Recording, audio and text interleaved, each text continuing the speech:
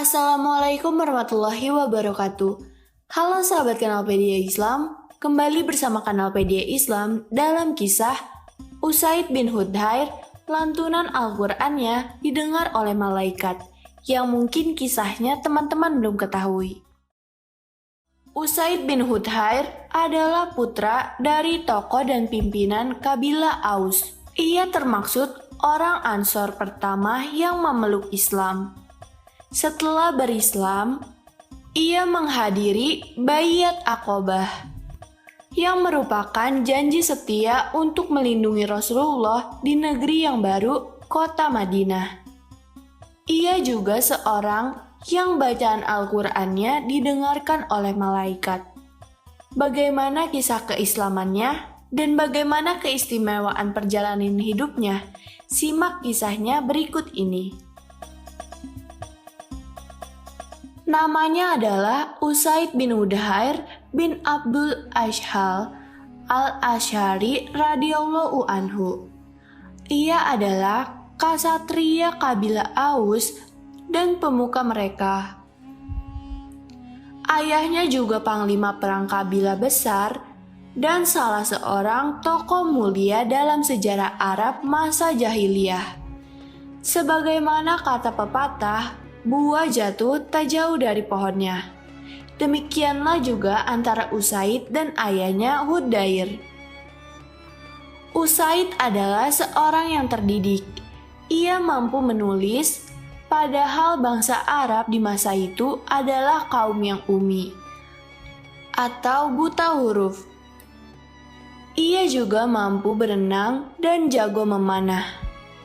Orang-orang Arab klasik menyebut mereka yang memiliki kemampuan demikian dengan al-kamil atau orang yang sempurna. Di kalangan Ansor, Usaid termaksud orang yang pertama memeluk Islam.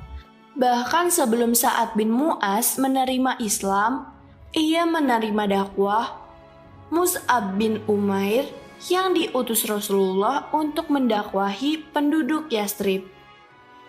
Setelah itu, Usaid tergabung dalam orang-orang yang menawarkan Rasulullah negeri hijrah.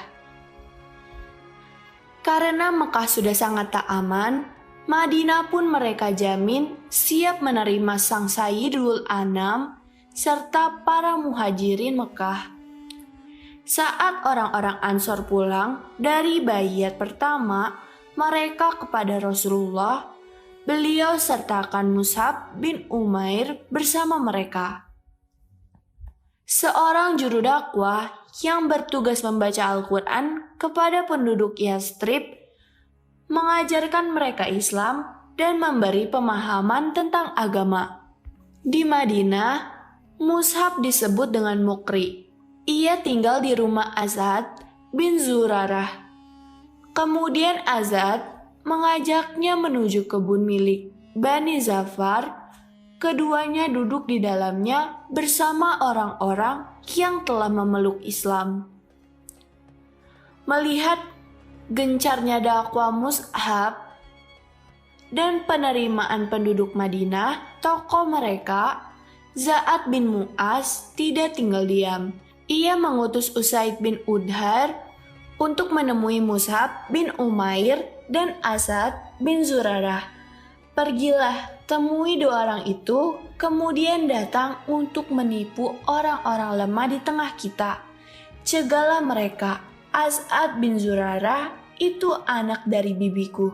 Kalau bukan karena itu, aku sendiri yang akan mengurusnya. Kata Sa'ad kepada Usaid. Sa'ad bin Mu'az dan Usaid bin Hudhair adalah dua pemuka kabilah Bani Ashhal. Keduanya memiliki kedekatan.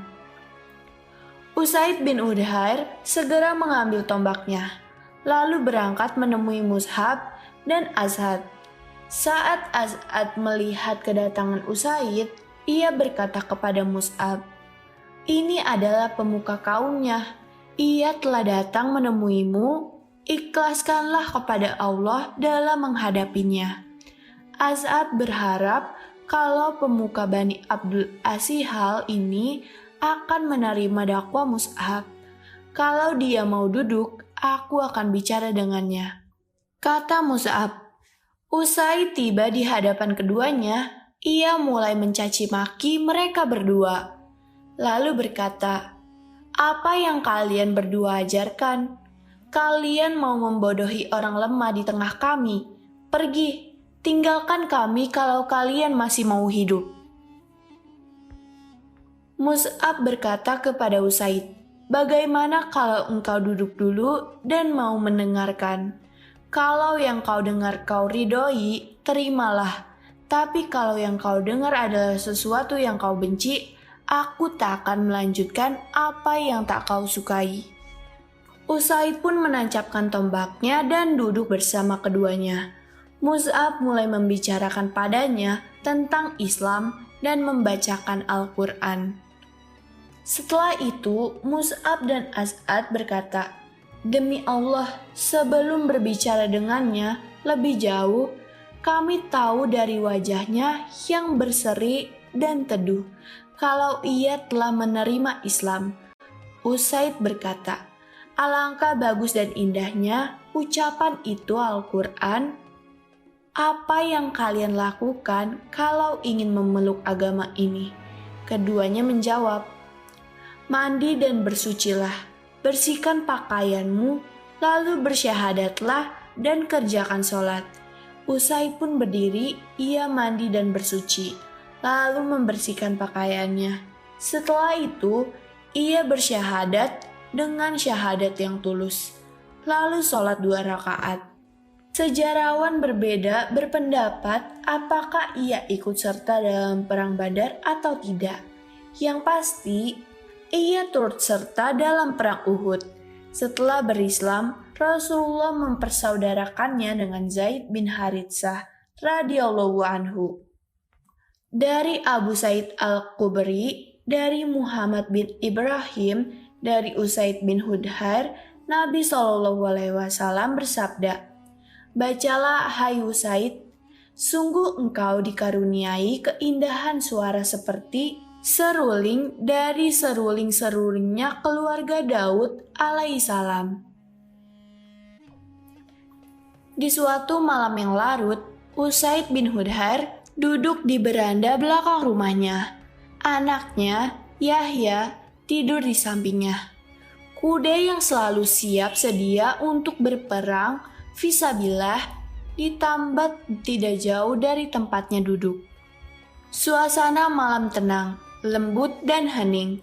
Permukaan langit jernih dan bersih. Bintang-bintang melayangkan pandangannya ke permukaan bumi yang sedang tidur dengan perasaan kasihan dan penuh simpati.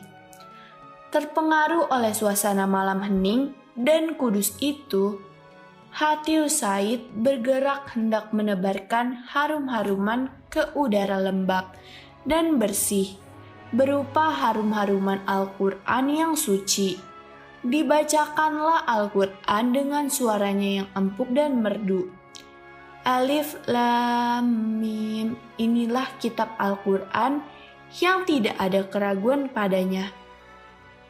Menjadi petunjuk bagi orang-orang yang iman kepada Ghaib, yang menegakkan sholat dan menafkahkan sebagian rezeki yang kami anugerahkan kepada mereka. Dan mereka yang beriman kepada kitab Al-Quran yang diturunkan kepadamu dan kitab-kitab yang telah diturunkan sebelum kamu, serta mereka yang yakin akan adanya kehidupan akhirat. Surat Al-Baqarah ayat 1-4. Mendengar bacaan tersebut, kudanya lari berputar-putar hampir memutuskan tali pengikatnya. Ketika Usaid diam, kuda itu diam dan tenang pula. Usaid melanjutkan membaca. Mereka itulah yang mendapat petunjuk dari Tuhannya, dan merekalah orang-orang yang menang. Surat Al-Baqarah ayat 5. Kudanya lari dan berputar-putar lebih hebat dari semula. Usaid diam, maka diam pula kuda tersebut. Hal seperti itu terjadi berulang-ulang. Bila dia membaca, kudanya lari dan berontak. Bila diam, maka tenang pula kuda itu kembali. Usaid khawatir anaknya akan terinjak oleh kuda, lalu dibangunkannya. Ketika dia melihat ke langit, terlihat olehnya awan seperti payung yang mengagumkan. Belum pernah terlihat olehnya sebelumnya. Payung itu sangat indah berkilat-kilat, tergantung seperti lampu-lampu, memenuhi ufuk dengan sinarnya yang terang. Awan itu bergerak naik hingga hilang dari pandangan. Setelah hari pagi, Usaid pergi menemui Rasulullah. Diceritakannya kepada beliau peristiwa yang dialami dan dilihatnya semalam. Kata Rasulullah, "Itu malaikat yang ingin mendengarkan engkau membaca Al-Quran." Hai Usaid, seandainya engkau teruskan bacaanmu, pastilah orang banyak akan melihatnya pula. Pemandangan itu tidak akan tertutup dari mereka. Usaid bin Hudhair wafat pada tahun 20 Hijriah. Ia dimakamkan di Baqi. Saat wafat, ia meninggalkan hutang sebanyak 4.000 dirham. Lalu dijuallah tanahnya. Umar berkata, "Aku tak akan meninggalkan anak-anak saudaraku dalam keadaan miskin." Tanahnya dikembalikan dan dari investasi tanah tersebut dibayarkan hutangnya tersebut. Setiap tahun dibayar 1.000 dirham. Demikianlah kisah Usaid bin Hudhair, lantunan Al-Qur'annya yang didengarkan oleh malaikat.